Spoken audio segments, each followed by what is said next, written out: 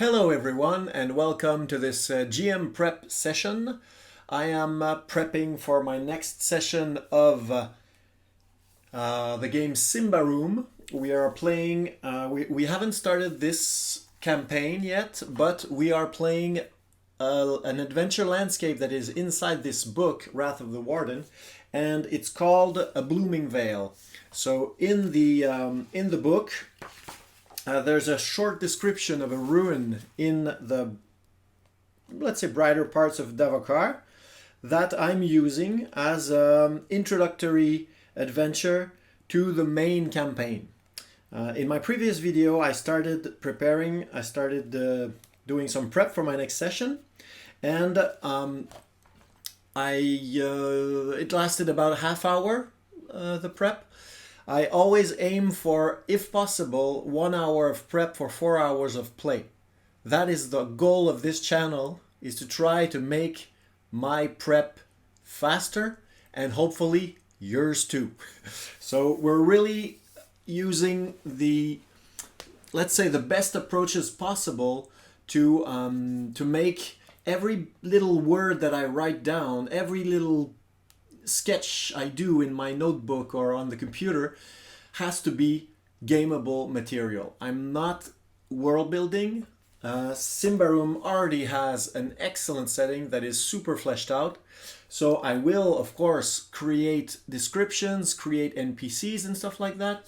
But I'm using the setting pretty much as presented because it's so rich and so high quality.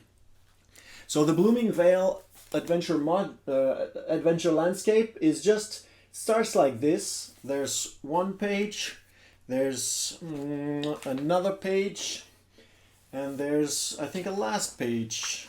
Okay, there's some more description here, and it ends on the next page, I believe. Yep, there's one little page there left. So it's really, it's lots of seeds, lots of good ideas, but it's not that fleshed out. So I already created a bit more about what this Blooming Vale is, where it is situated in Davokar, and we will just keep on prepping straight from last session. We'll start with the same notes that we had in the last video, and we'll start from there and try to be as efficient as possible. And as we go along, I'll just share with you the reasons why I do things the way I do them. As I said in the first video, I am not, I'm just an experienced DM. I've been doing this for years, but of course I do not withhold, I don't have the truth about how to prepare a game. It always depends on the group you're preparing for and on your personal style. But I hope that what I do might just help bounce ideas about how can we be as GMs really efficient in our preparation so we avoid burnout, so we can play more than we prep. That's the goal. So there's a guy I really like. He's called Runehammer. He has a channel too. His style is also very minimalist in terms of preparation, but his type of play is a play that is very much, well, it seems so, at least from the outside. It's more like a puzzle based, or very like action encounter based. It's like a bit like levels in a video game. You go from one level to another, and of course it's completely open world. The characters can do what they want. He's very sandboxy in his approach, but the way he builds his encounters is pretty much encounter based. It's maybe less social. I really like faction play. I like intrigue. I like social role playing. I like presenting NPCs that really have depth to them. I like layers of secret too, things to discover, more than grand spectacular things. So here we are, not exactly what I wanted to show you first. This is what I want to show you first. So this is the my Roll20 for this campaign. I have here the characters, the PCs. So Edogai, he stays in Thistlehold. He's a master wizard, and he's also a tinkerer, and he is the master of Wild, the ogre. Wild is on the expedition into Davokar, and he's an ogre wizard, but also has lived, has some memory of his birth in the middle of the forest, and of his life with a witch that picked him up, and of his encounter with forced spirits. So he has a little Davokari feel to him. Boded Goda is a goblin that learned the ways of Prios, the only god, the sun god in Indaros, in the convent school for goblins. So he was converted, and he's a very peculiar and funny little fellow. Lodeme is a Templar of Prios, a young, passionate, and fiery temperament. So she's an Ambrian. She's a human from this region of the world, this kingdom. Mirizin is he's a barbarian of the northern clans, clans that are worshippers of a spider goddess, a spider spirit. And I have here Mikariol, which is the other Ambrian, is a new Ambrian. He comes from the south, from Alberetar. He's a wizard, and he is pretty much gearing to become a pyromancer. He has his flaming servant by his side. And so this little group are in Davokar with 2 ogre porters that they hired at the goblin village near Thistlehold. And they are just about to enter the Blooming Vale. And that's what we're preparing today. And I'll just put up my notes here. So last time we went through just a few rough ideas of how this is going to go about. I just found that I had written things here on my little paper notepad. I use a lot of paper. I'm doing this, of course, on the computer, so it's easier for a YouTube video. But when I play, I really like to. Of course, I can print out things, but I find that short formats like this, it's a bit like cue cards when you're doing a presentation. So it's smaller. It's easier to. You can put one idea on each page, and you can just flip to the page you need right now when you're GMing in the action. When things get rocking, you don't have time to start reading whole texts. So what I wrote about this Blooming Vale here, that my very first notes, it's a very deep valley. It's like a wound in the land.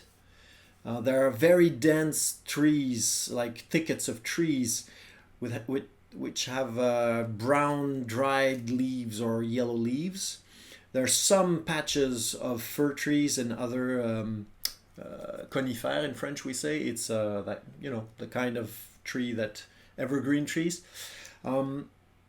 There's a strange sweetness and warmth to the air, which is very humid because of these bubbling the water, the thermal springs that are coming through the soil there. There is flight of violins that are ravens basically, but a big cloud. So that's in the distance. We saw those last time I talked about those. And the cliffs and the ground are covered with vines and thick ropey plants that sort of cover everything. So that's all I had for arrival at the Vale. We expanded on that a lot last time. I needed to add some descriptions. I needed to create a few mushrooms. I needed a little sketch of the layout of the tower. And I needed traps with mechanics, corrupted terrain, and stat blocks. And I will add to that because one of my players reminded me that in the Blooming Vale, the previous expedition that was lost there was led by a wizard called Trobella. She's part of the Ordo Magica of Thistlehold, so Wild and Idogai know her at least by reputation. And he wanted to know, what kind of wizard is she? What is she known for? What are her powers? So I need a stat block for Trobella, because in the text, Trobella is I think she's dead actually in the official printed material. I found it more interesting to have her enslaved. In the published material, there are two Templars that are enslaved with their squires. And I thought that was a great idea, so I expanded on that and made the rest of the expedition of Trobella be enslaved as well. So there, in the ruins of the Blooming Vale, there's the Lord Na Etikel Ambreagos. He's the Lord of the Vale. He's an undead crypt lord, and he has an army of undead that he's gathered over the years. So it's a mix of members of his court that were embalmed and put to rest on this land, and adventurers, Odav's barbarians that risked their way into the valley. All sorts of explorers like that over the years were captured by him and turned into undead. So that's what's waiting for the group in the Vale. So I have to stat Trobella and company, and the rest of her crew. And as I said, they are entering from the west part of the valley. I can show you. Here we go. So this map, as you can see, I made a little description of the Vale. So there's 2,000 meters wide and 5 leagues long, probably. There's Abors, and at the other end, as we know, as I said last time, there are a tribe of cannibalistic goblins. So, so they're entering at this end. And as we remember, if you can see, like in the middle of the valley where it's written 2,000 paces, they got to the cliff there, and they saw from above, from the top of the cliff down into the valley, and they saw the fortress, and they saw the ravens, and they had encounters with the ravens and realized that the ravens were controlled. And then they walked along to the west and are going downwards to where the cliffs are less high, and that's where they will enter the valley. So let's go back to our notes. West end of the valley, that's where everything starts, right? So that's what I need. I will first put this description at the beginning, okay? Because as we said, we need to keep things clean, as legible as possible. Let's say that vigilant with bushcraft to find path and or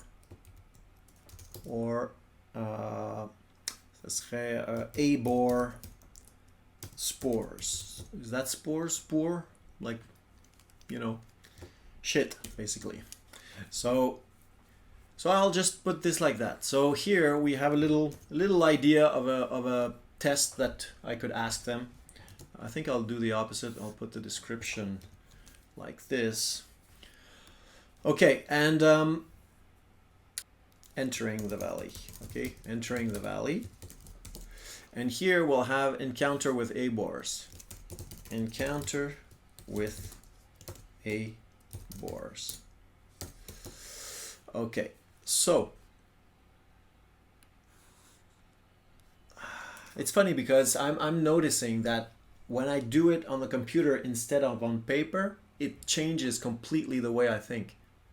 Because you start putting things in very straight lines, very, make lists and tables and stuff like that. And it becomes, I don't know, it's not as efficient, I think. It's, maybe I'll eventually have a top-down camera and do it by hand, because it's very different. Yeah, I'll just keep going, because that's what we have today. That's our tool, so let's keep using it. Okay, so the Abors, I would say very calm Abors are spying on the PCs from a distance. Okay, here we go. And I'll do a little screen grab. Boom. And I come back to my document and I will add an image.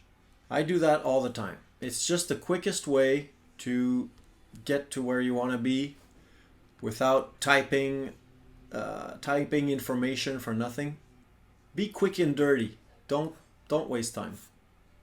And I think that what I will do here, because as I said in my other video, I like to have 6 items that can spice up the session.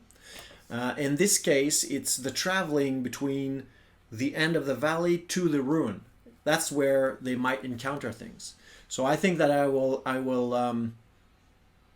think I'll just put a number here. 6 things in the valley. Okay. So the encounter with Abors would be 1. Next one would be, I think that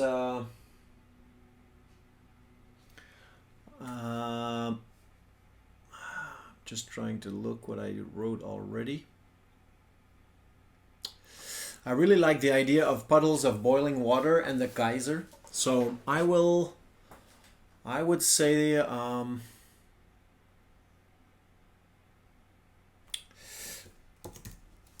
puddles of boiling water.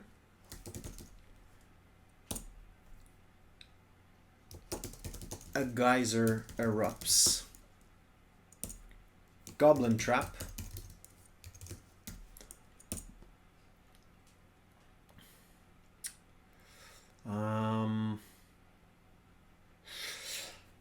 What else could there be? 5, 6, I would say, because the idea is that the Lord of the Ruin is staying low because he wants them to come in. So he doesn't want to scare them away.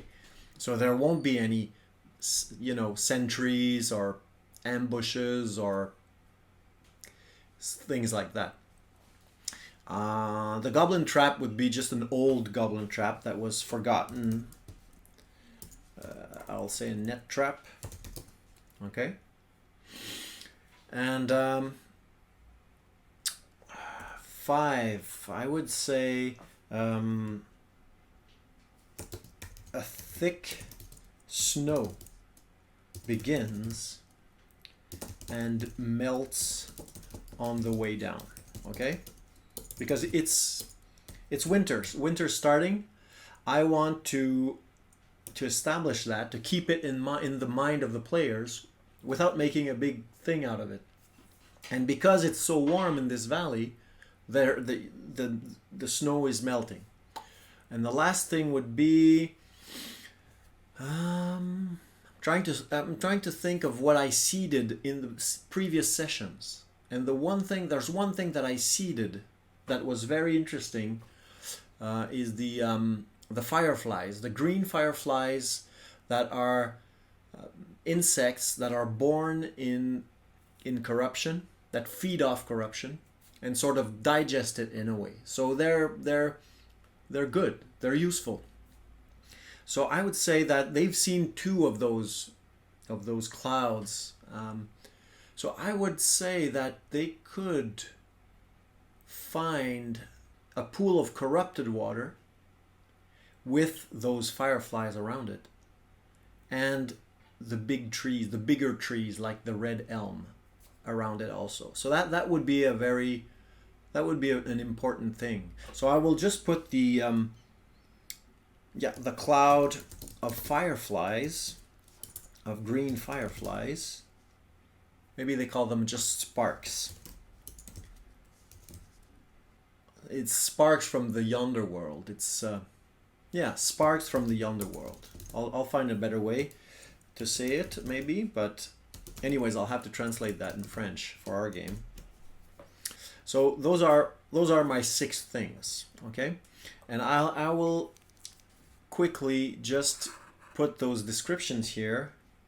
The cloud doesn't move. Doesn't move except to rise in altitude and flow away in the breeze. In the breeze. Under it is the, let's say, the corrupted pool. Corrupted pool. Behind it is a huge red elm. Okay, a mud flat that is hard to cross. I would say strong tests or stay stuck. The other, like, that's just the beginning of what could happen there, and I don't need to write tests and the details of rules right now that much, because I can easily improvise those on the spot.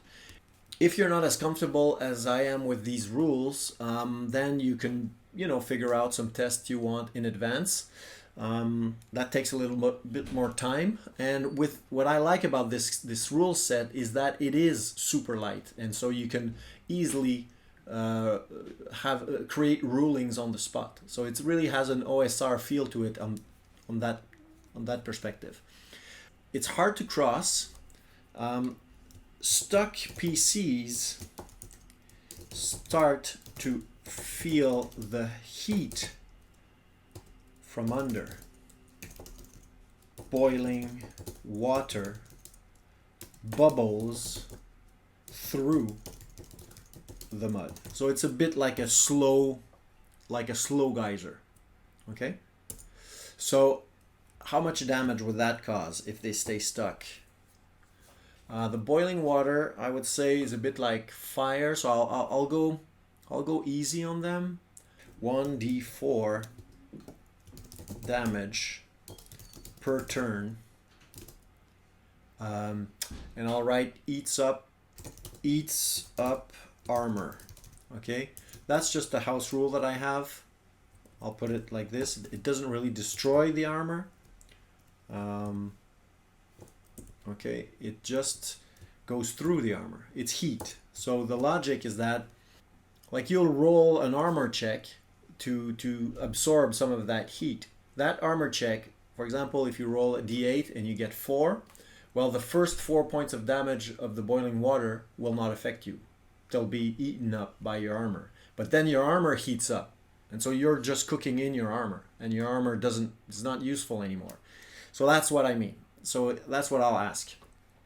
That's it for that. Then I have here the geyser. The geyser, I would say a rumble.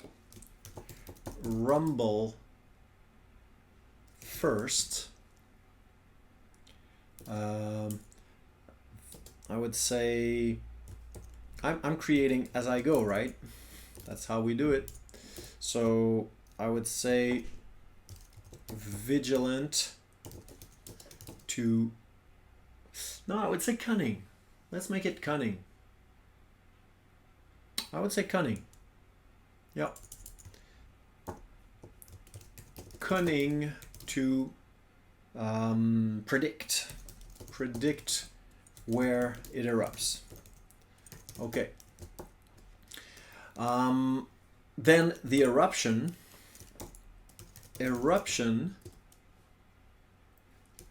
causes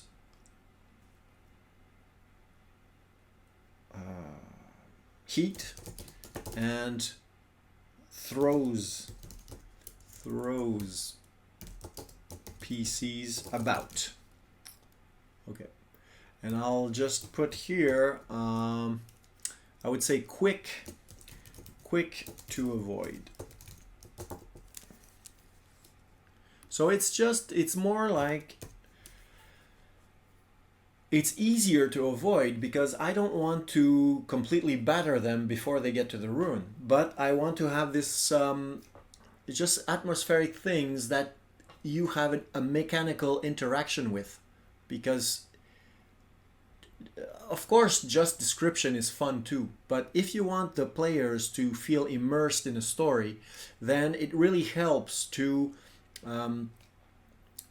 have some mechanical interaction with the things happening around them, and hopefully have that mechanical interaction be fun, have some consequence. It could be that it damages their equipment, or so if they miss a roll, it has to do something, have an impact. So if they succeed, they truly avoided something bad in this case. So I would say that. I would say throws PCs about, quick to avoid, and I'll just write possibility of losing equipment. So it's just an idea there. If somebody botches a roll, rolls a 20, I'm going for that. The old goblin net trap now. So that, we have rules for that, right? In the GM guide. So I'll just go check those out. The GM guide is not essential to the game, but it has a lot of cool things in it. It has more artifacts. It has legendary opponents. It has rules for mass battles. I'd like to expand on those eventually, and tell me in the comments if that would interest you. I really have an idea about rules for mass battles where it's not that abstract, but it still stays rules light and really quick. And they have some advanced traps. And my goblins, the cannibalistic goblins, they put net traps because they want to catch prey. I'll just grab these and put it in my document. Okay, so here we go with the trap. So the net trap is there. What else? So the old goblin net trap, I think they put what they think is valuables. So there would be like a pile of pretty stones, and how do you say that? Translucent, semi-precious gems as bait. Otherwise, vigilant to spot ropes. So that's taken from the text of the description of the traps, but I just, since it's the first roll, I'll put it there anyways, so it's a bit more obvious.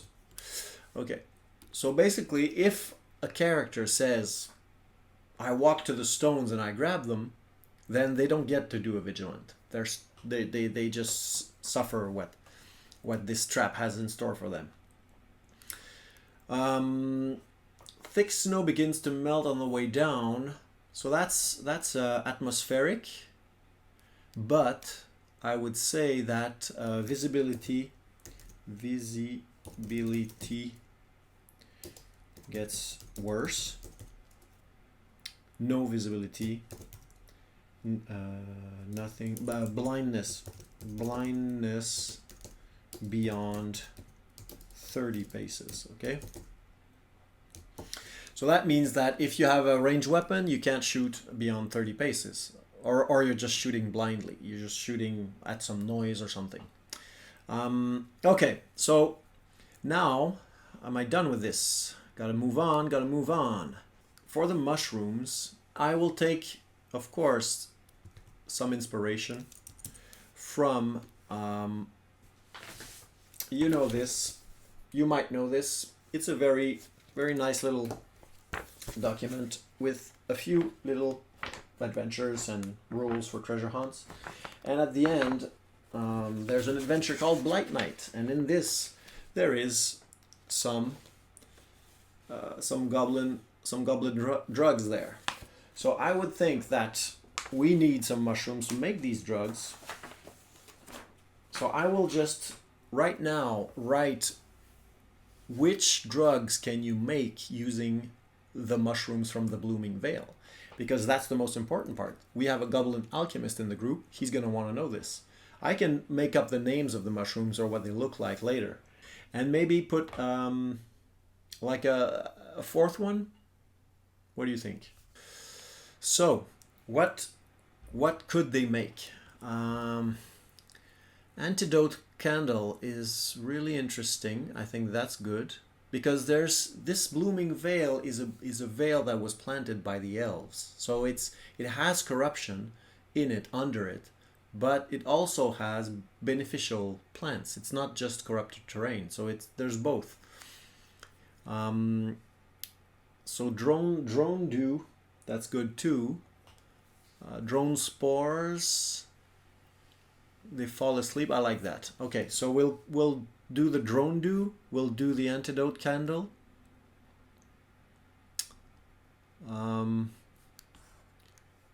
That flash powder, I could. Fire dye is cool. Okay. Okay. Oh, homunculus. That is great. Okay, so that's enough. Purple sap, lily of the valley. That's a classic, and it talks about the witches. So rare. Okay, that's really good. Okay, so I will use those, because the other ones, thorn beasties, thunderball, like homunculus is worth 2 thalers on the black market. Okay, so that's cool. It's forbidden. So so these will be the descriptions. I'll come back to that at the end. The trail. Okay, the trail. So it's just used by witches. 100% chance of falling on a goblin trap on the trail. So that's basically it. Movement is easy and avoids most mud flats. Okay, but you need to find it. So vigilant to find path, exactement, and abor spores. And abor spores. Okay. Limit not hacking through the brush. That would be like you know, a group effort. So I would say, how can we? That's the kind of ruling that I would like the games to always have something easy to use and very clear for that kind of situation, because you want rolls to count, but also you want to find, you know, to feel the fact that it's hard and that there is, again, consequences if you're not good. So I would say they have to hack. So it's 5 leagues in all. So it's 5 kilometers to the ruin. So that would take, normally, if they were just walking, probably an hour and a half. I think that, I think that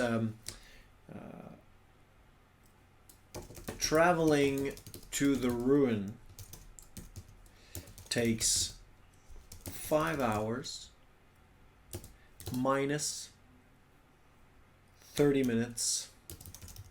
30 minutes for every strong test.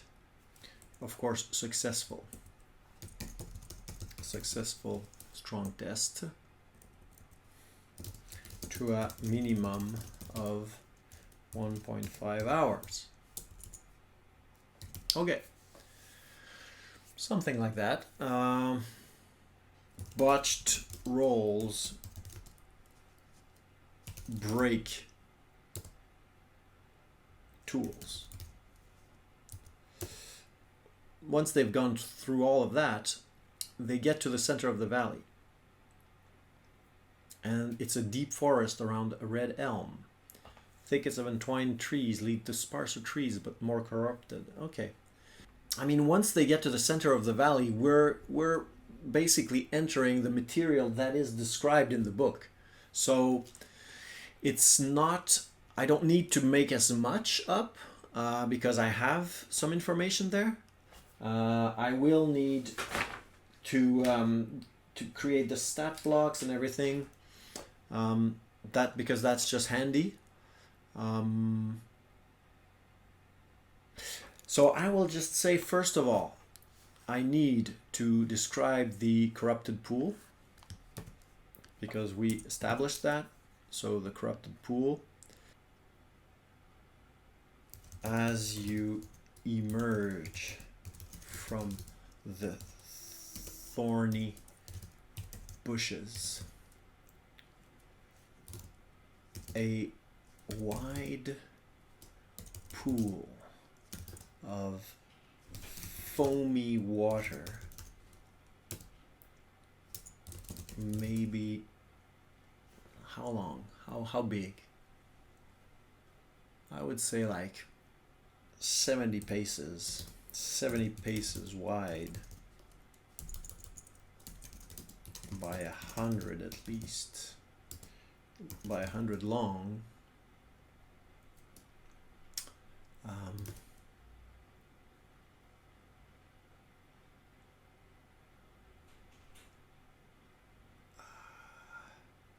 Lies dormant before you. Okay.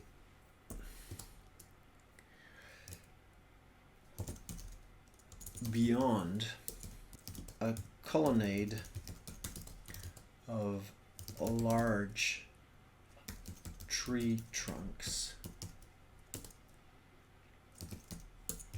announce a grander forest. Forgive me for my poor English, but it's doing all I can here. The specks of greenish light flicker in the creamy foam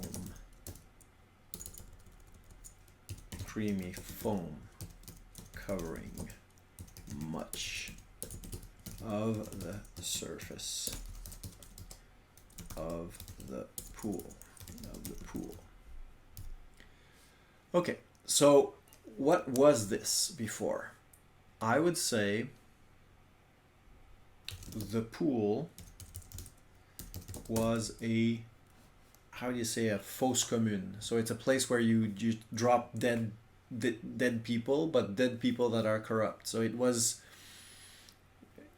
a pit, a death pit, where failed experiments were dumped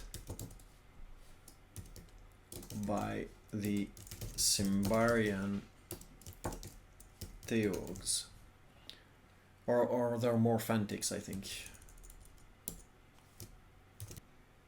They can explore, they can use witch sight, they can use all sorts of things to try to understand what this pool is.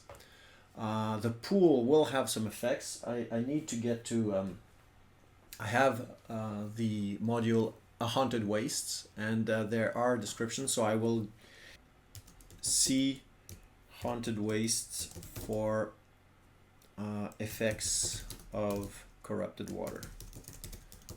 So if they fall in or they drink it, then I know where to go.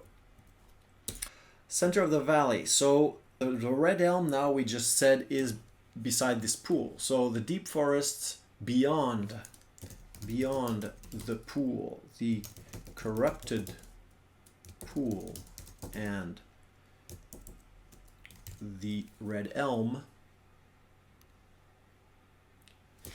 is a thicket of entwined trees of great size, great size, that leads to sparser trees but more corrupted as you near the ruin. Okay, so some corrupted terrain should go here. Let's go see some corrupted terrain. Okay, so I've got some rolls to do. Okay, so it's just corrupting. Okay, that's pretty good. I would say, you see there's one that says pass a strong test each hour or scene or suffer temporary corruption, and the other one is you just suffer it. So I think I'll use the first one. If strong is failed. Okay.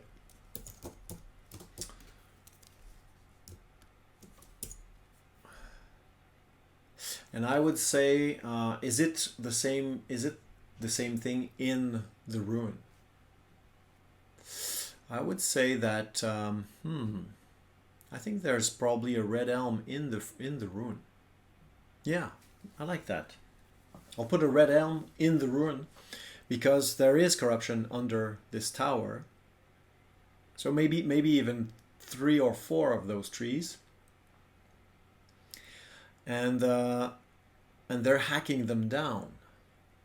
Let's just keep on going. So the ruin is empty and silent. It is a trap, that's for sure. Trees also cover everything inside the wall, except for where it has been cut down on the order of the undead lord, leaving nothing but stubs, moss, wild berry bushes on the ground. Trodden paths lead to the 4 central buildings and the mausoleum. Describe below are a number of... Okay. And what else? Castle is covered in vines, moss, and lichens. The blue glazed stone wall is at least the height of 3 men, but is no obstacle, because the gates are wide open and all trees near the wall are even brighter. And if you check here, this image, they say in the description of this image that this is what you see when you come into the courtyard. There's those statues are an arrangement of statues inside the courtyard, and you can see a forest behind, and I definitely want to use this image. Here is the courtyard is a square. Very hard to do that on camera. Here's the gate that's open, and those are the statues right there on the side, each side. So when the characters come, they'll either come to the wall or the gate. And that's what I will have to describe first. Layers of vines, mosses, and lichens mostly cover the green and shiny stone. Trees grow next to it. Their gnarly branches sometimes creeping up beyond the wall. On each side,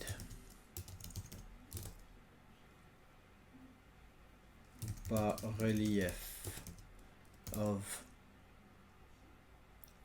lordly figures on their breastplates. The visage of a stylized ox. Okay. And beyond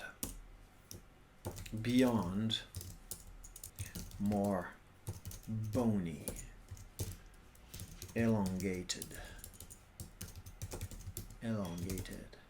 and tall. Their rib cages apparent. Their cheeks hollow. Okay, so I've got I've got like three quick, well, there's important descriptions. So here I'll write, it is a trap. Na etiquelle is watching them from above. The vilings will attack if they attempt to retreat. The Lord hopes that the Templars will convince the PCs to join his domain and rise in glory with him. Now, I'm already running long. I know you have other things to do, so I will be forced to stop before I'm done, basically. So am I able to prep this Blooming Vale that quickly? Not that much. So it's a bit of a failure on that point. This material I'm prepping now is probably going to last for 2 or 3 sessions. So that's why it's a bit longer, because it's the climax of this venture into Davokar. Thinking takes a while. It takes a while. You gotta ponder, and it's not so fast. So just to keep this interesting and efficient for you, I think the next time I will do some creation beforehand. I mean, I might as well maybe pitch my ideas already on the document, and so when I start the video, I will basically just run through the ideas that I had without typing them as I talk. So that will be much quicker. And much more interesting for you. So that's it for today. Thank you for having watched till the end, and happy gaming. Have fun in the Davokar. Don't get lost, and see you next time.